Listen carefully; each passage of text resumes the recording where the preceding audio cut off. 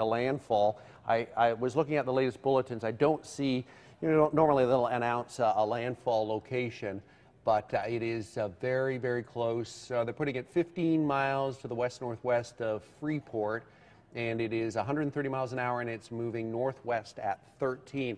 They've also changed the hurricane warning to a tropical storm warning south of Boca and north of Golden Beach. So we're starting to see a few changes to the current conditions out there. So there's the 8 p.m. moving northwest at 13, and the latest track bringing it very, very close still on that northwest track into the close to the Treasure Coast, just off the coastline. Of course, it's still in the air cone here, but for Palm Beach County, it's nice to see it a little farther off the coastline on the northwest track because it's coming in at an angle. It'll get very close to the Treasure Coast as a Category 4 hurricane, and then move up and parallel the coast and potentially a landfall around the Melbourne area and around the Cape tomorrow morning, and then a big wraparound effect where it eventually ends up back into the Bahamas as a tropical storm the middle of next week, almost in the same location it is now, with winds at about 45 miles an hour.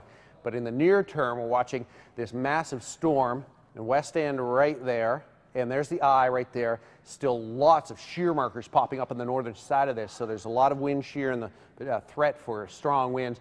Normally when we start to see our shear markers in some of the feeder bands on the outside, that's a tornado threat. But when it's in the inner core, the winds are so strong here that it fires up these shear markers, and it's just an indicator that there are strong damaging winds right near the core of the hurricane.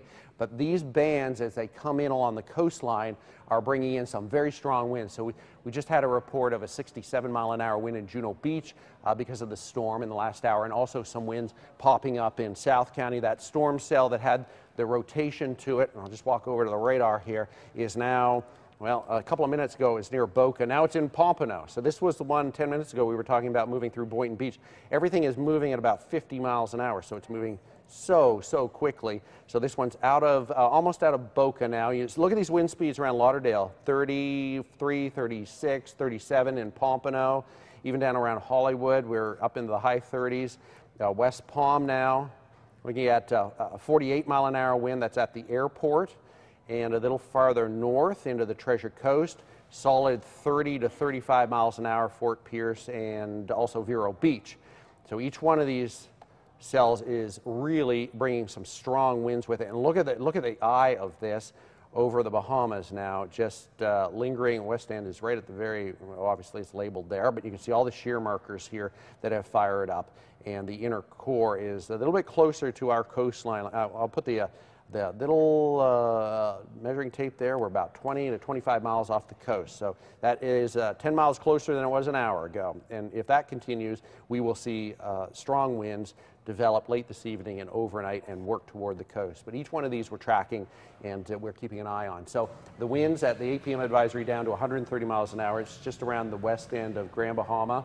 And it is moving northwest at 13. So on that track, if it keeps that general track, it'll come very close still to Vero Beach and Fort Pierce. But if you think back, it's a little off the coast, a little farther for Palm Beach County. So that takes us out of the very strong winds. And that's one of the reasons, too, that they've dropped that hurricane warning that was in place for Broward County and replaced it with a tropical storm warning.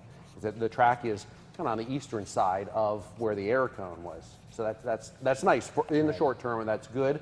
But obviously, we're still in threat here for hurricane force winds, very much so on the Treasure Coast in northern Palm Beach County. For our viewers who are still with us and for our listeners, you are getting updates every hour now from the hurricane center? Yeah, they'll give us a quick update on the pressure and what the planes are reporting, because it's so close to us, and we have the warnings in effect. And then we'll get our new forecast track coming up at 11 o'clock tonight. That will give us a new track using the latest computer models and let us know what the forecast is into tomorrow morning. 50 mile an hour, those winds, you say, the speed with which those bands are traveling south or as they spin on, this is a fast-moving storm. It's kind of picked up speed, am I wrong? Well, those bands, the whole storm itself is only moving 13. Oh, but the bands around it Whipping are moving 40, 50, 60 miles an hour, and that's what is, possibly causing some of the damage later tonight and tomorrow. All right, Steve, thank you very much. Appreciate it. We'll stand by and monitor the conditions from the Weather Center.